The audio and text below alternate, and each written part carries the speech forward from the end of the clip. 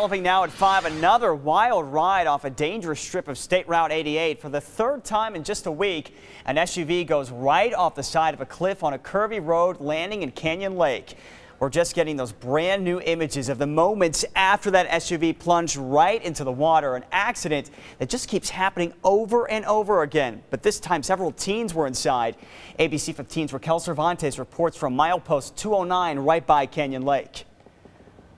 Officials are still investigating why an SUV full of teenagers drove off a cliff near here, about 100 feet down a ravine and into the water. According to the Superstition Fire Department, the 8 people inside the SUV were able to get out on their own before emergency crews got here.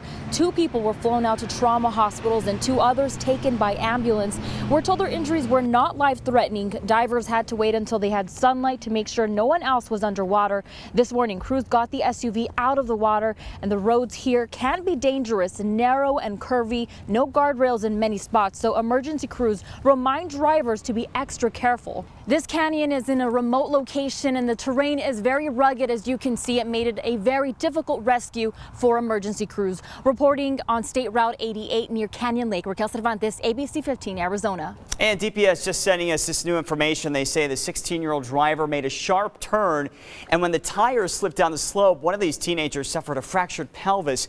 Another teen went into diabetic shock. As soon as we get more information from DPS, count on us to pass that along to you. Meantime, this is just the third time in over a week that a vehicle has crashed on that curvy stretch of the road.